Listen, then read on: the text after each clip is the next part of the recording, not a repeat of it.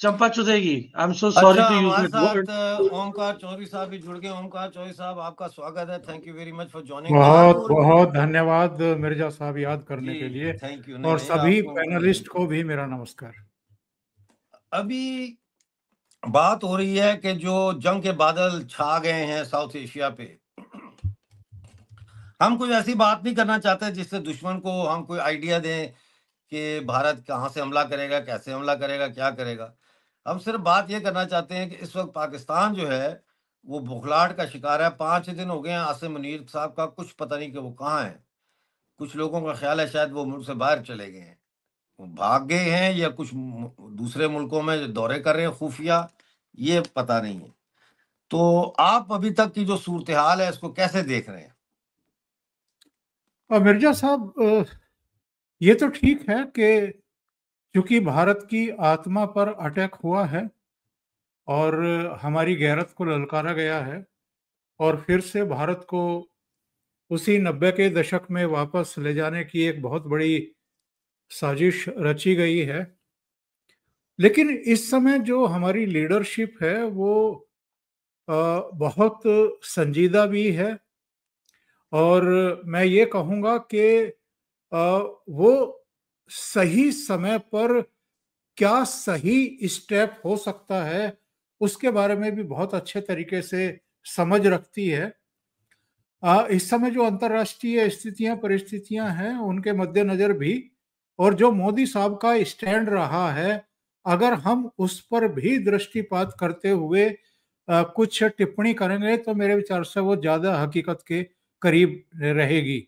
जी जी। मोदी जी का जो स्टैंड रहा है, चाहे मॉस्को टूर पर राष्ट्रपति पुतिन के सामने बैठ करके ये कहने का हो कि ये युद्ध का समय नहीं है, बातचीत का समय है और बातचीत से मसलों का हल जो है वो निकाला जाना चाहिए, या जो अंतर्राष्ट्रीय मंचों पर उनका स्टैंड रहा है अब तक, वो बहुत सारे लोग क्रिटिसाइज करते हैं मोदी जी को कि इनको तो शांति का नोबेल पुरस्कार चाहिए, इसलिए ये इस तरह की बातें करते हैं।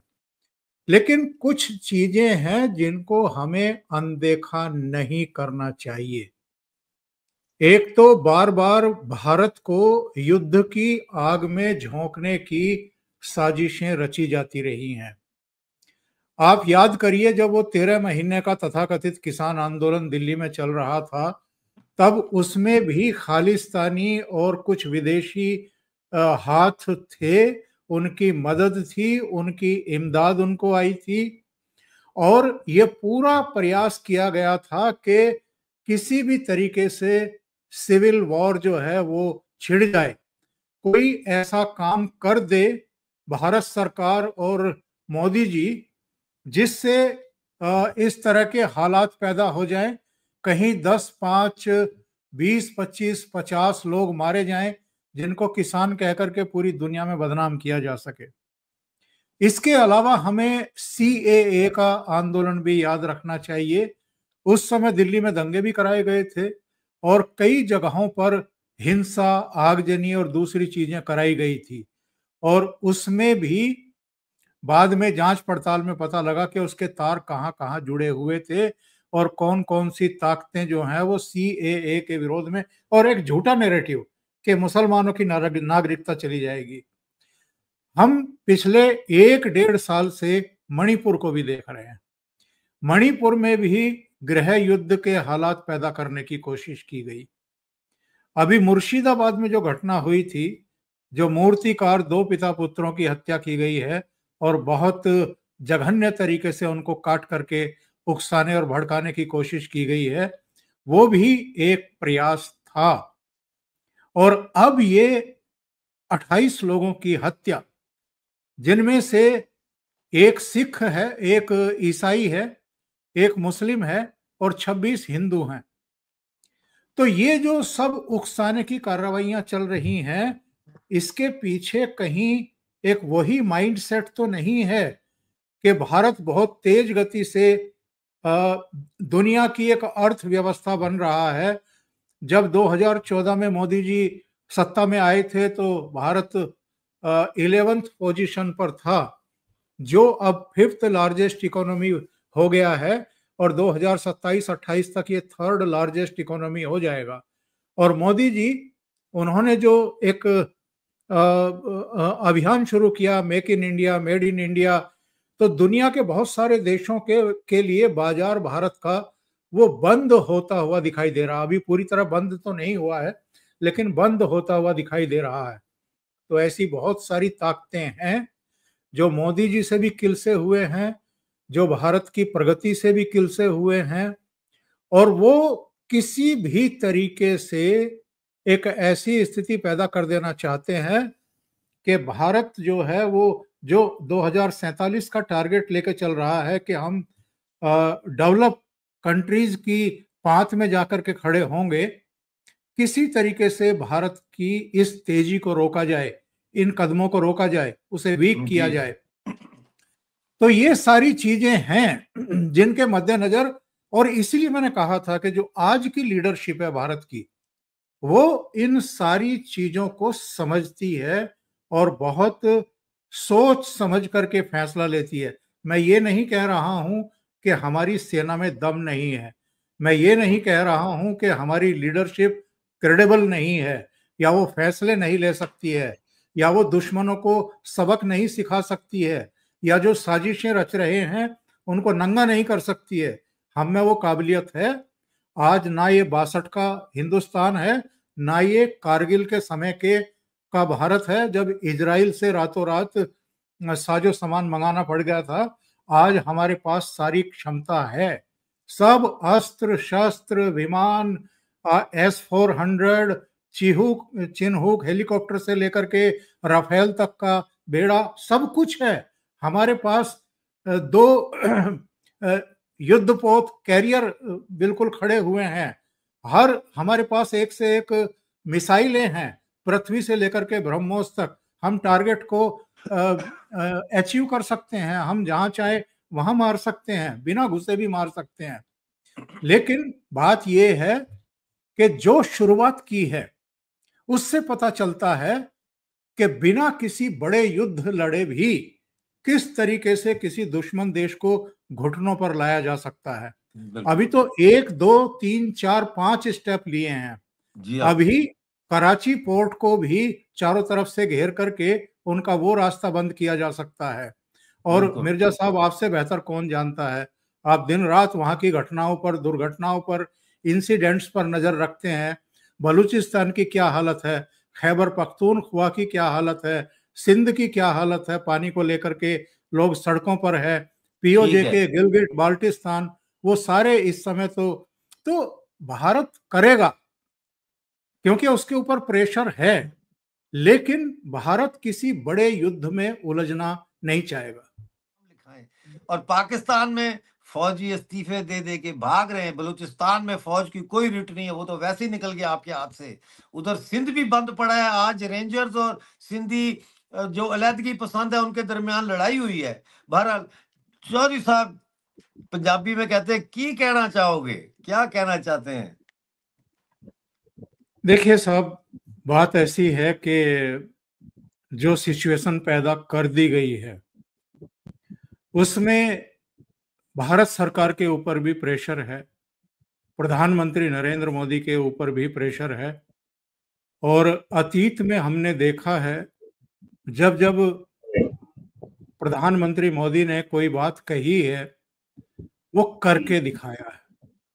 बहुत सारे लोग थोड़े जल्दबाज होते हैं, बहुत जल्दी उनका संयम डिग जाता है, बहुत जल्दी वो गालियां निकालने लगते हैं, तोहमतें भेजने लगते हैं, और इतनी जल्दबाजी होती है कि जिसका कोई हिसाब किताब नहीं। और ये ऐसे लोग होते हैं जिनको ना फौज की समझ है, ना इनको ये पता है कि साहब फौज भी किस किस तरह की रणनीतियां बनाती है।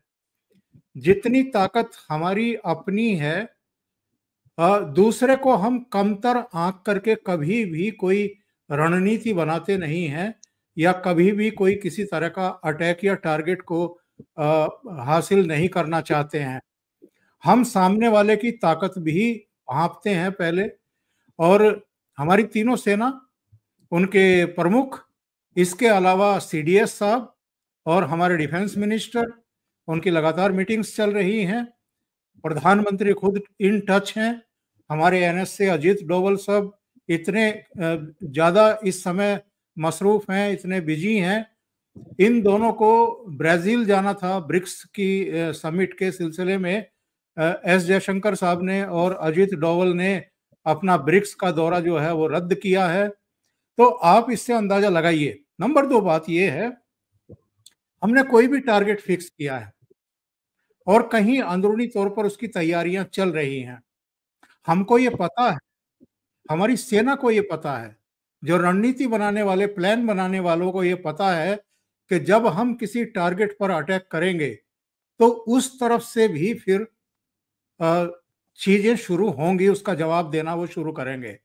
वो जवाब कहां कहां से आ सकता है और उस जवाब की काट के लिए हमें अपने उपकरण, जो हमारी प्रणालियां S-400 से लेकर के तमाम दूसरी, वो हमें कहां तैनात करनी है, कितने सेकंड हमारे पास होंगे, कितने मिनट हमारे पास होंगे उसकी काट के लिए और फिर पलटवार के लिए।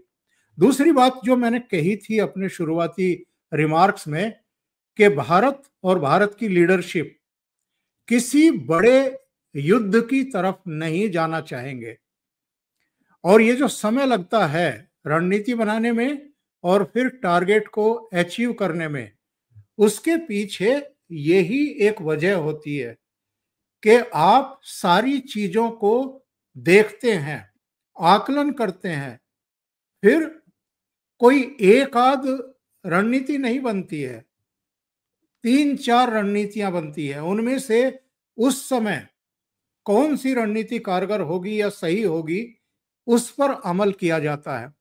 तो सेना में चूंकि तूर साहब रहे हैं, ऑपरेशनल भी रहे हैं, उनको बेहतर तरीके से अंदाजे हैं।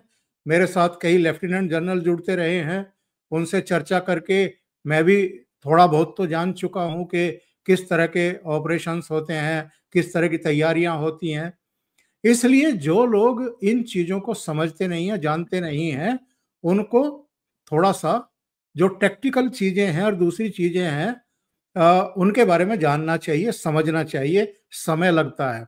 और जब उड़ी हुआ था तो जो सर्जिकल स्ट्राइक हुई थी, यानी पाकिस्तानी सीमा में घुस करके पहली बार उसको सबक सिखाने का काम हुआ था। जब पुलवामा हुआ था तो बालाकोट में जैश के करीब 300 आतंकवादियों को मार डाला गया था। ये सारी चीजों में समय लगा था। उड़ी के बाद भी जब सर्जिकल स्ट्राइक हुई थी, उसमें भी जो मुझे याद आ रहा है 12 से 15 दिन के बीच में वो ऑपरेशन हुआ था। और फिर जो पुलवामा के बाद भी समय लिया गया था और शायद 15 या 17 दिन बाद वो हुआ था। तो मेरा कहना ये है कि थोड़ा सा जरा संयम रखना भी सीखिए और अपनी लीडरशिप पर और अपनी गौरवशाली पराक्रमी सेना पर, उसकी लीडरशिप पर भी विश्वास करना सीखिए। अच्छा ओमकार चौधरी साहब, हम तो यहाँ बैठ के इनको देख रहे हैं और इनकी सर्वेलेंस हम कर रहे हैं। यानी रोहित साहब के पास ऐसा सिस्टम है जिससे ये पाकिस्तान आर्मी के जहाजों की पूरी मूवमेंट लाइव देख सकते हैं। ये हमें बताते नहीं है क्या है, खुफिया इन्होंने एक गैजेट रखा हुआ है, उससे जो जहाज है, बल्कि ये भी बताते रहते हैं अब इतने 1000 फुट पे था, अब इतने पे आ गया, अब इतने पे आ गया, अब लैंड कर गया है। बस ये नहीं पता चलता कि जहाज के अंदर कौन बैठा है, बाकी सारी मालूमात इनके पास है। तो इस हद तक हमारे लोगों के पास गैजेट्स हैं जिससे हम इनकी मूवमेंट देख सकते हैं। तो फिर भारत की फौज का तो आप टेक्निकल जो एस्पेक्ट है उसको तो फिर छोड़ ही देना कि वो कहां तक होगा।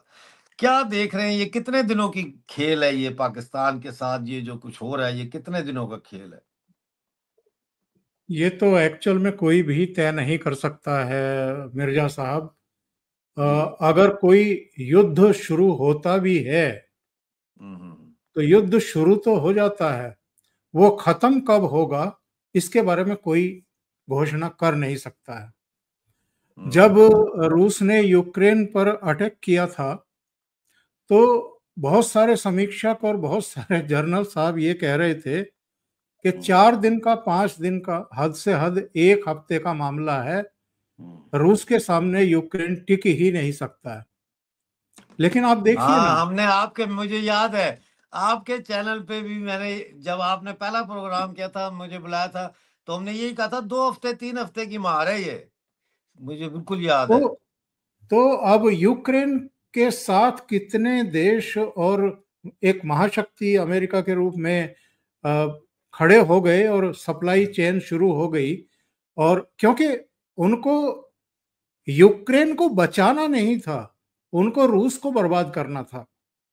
वो रूस के खिलाफ जो है वो उसको मदद कर रहे थे, और यूक्रेन बर्बाद हो गया ये सब जानते हैं। एक बड़ा हिस्सा उसका रूस जो है वो ऑलरेडी कब्जा कर चुका है, और अब तो अ, उसकी उसकी अपनी एग्जिस्टेंस पर बनाई है। आज हालत ये हो गई है कि जब व्हाइट हाउस में सह सम्मान बुलाए गए थे जेलेंस्की, तो वो बहस कर बैठे राष्ट्रपति ट्रंप से और बिल्कुल।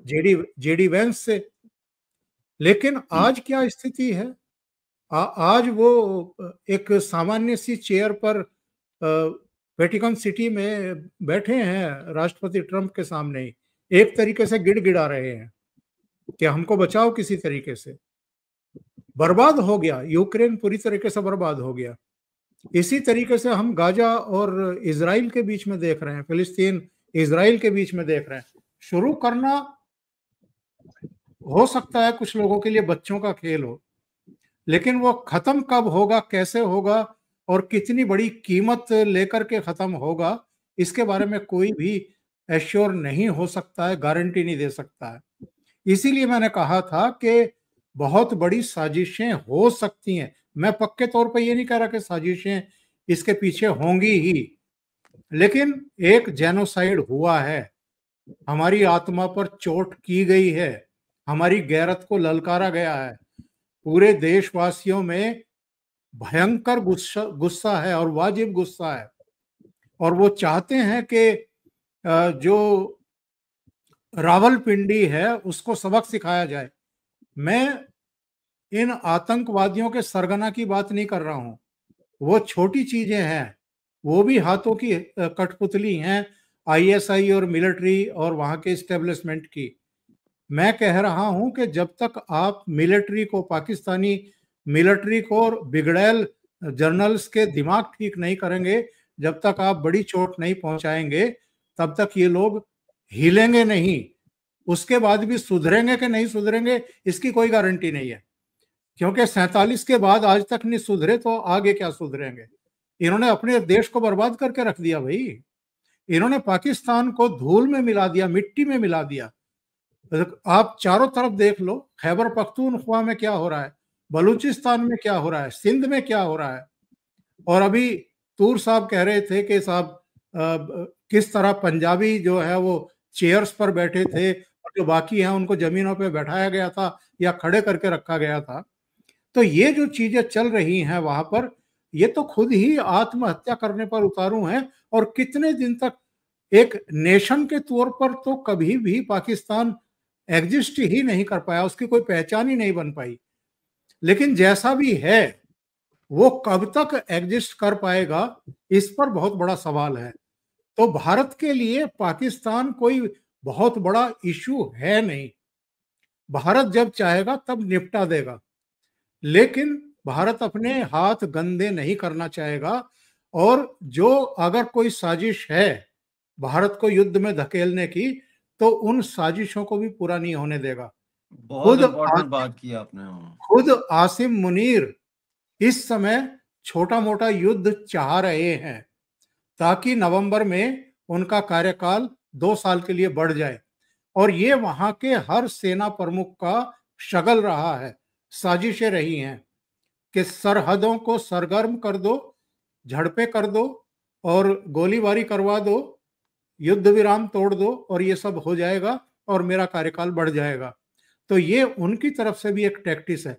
तो भारत जो है और भारत की जो लीडरशिप है वो सारे एस्पेक्ट्स पर विचार करके ही सॉलिड कदम उठाएगी। मिर्जा साहब, ओमकार चौधरी जी, आप मुझे ये समझाएं मुझे, आपने बड़ी इंपॉर्टेंट बात की और मैं इस पे अब करूंगा इस पे भी बात अपने प्रोग्राम्स में कि कहीं ये ऐसी साजिश तो नहीं है कि इंडिया को इतना गुस्सा दिलाओ कि इंडिया जंग में आ जाए, क्योंकि हम लोग जंग नहीं चाहते, हम लोग तरक्की चाहते हैं, हम लोग अमन चाहते हैं साउथ एशिया में भी और अपने देश में भी। मुझे ये जानना है आपसे कि जो डेवलपमेंट्स हो रही हैं इसकी रोशनी में क्या आप समझते हैं कि बांग्लादेश जो है वो न्यूट्रल होगा, पाकिस्तान का साथ देगा या इंडिया के साथ खड़ा होगा? नहीं नहीं, बांग्लादेश इस समय मिर्जा साहब आप भी जानते हैं, बांग्लादेश खुद बहुत बड़ी मुसीबत में फंस गया है। जो बीएनपी है वो भी नाराज है इस समय इनसे, जो इनके सलाहकार यूनस। हैं यूनुस साहब से, हम्म, और सेना प्रमुख भी इस समय नाराज है। इनफैक्ट बिल्कुल। सेना प्रमुख और यूनुस के बीच तो इस समय बहुत ज्यादा मतभेद हैं और तनातनी है। जनरल वकार और इनके दरमियान, बिल्कुल। यस, यूनुस के बीच में। और दूसरी बात यह है कि बांग्लादेश की कोई औकात है नहीं साहब।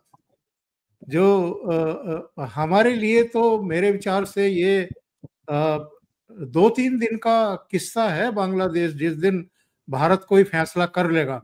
और ये डोनाल्ड ट्रंप बहुत अच्छे तरीके से जानते थे, क्योंकि जब प्रधानमंत्री मोदी व्हाइट हाउस में थे और प्रेस ब्रीफिंग चल रही थी तो किसी पत्रकार ने पूछ लिया था कि साहब बांग्लादेश के बारे में, तो उन्होंने कहा कि मैं ये प्राइम मिनिस्टर मोदी जी के ऊपर छोड़ता हूँ, ये देख लेंगे, ये निपट लेंगे। तो भारत के लिए बांग्लादेश कोई समस्या है ही नहीं।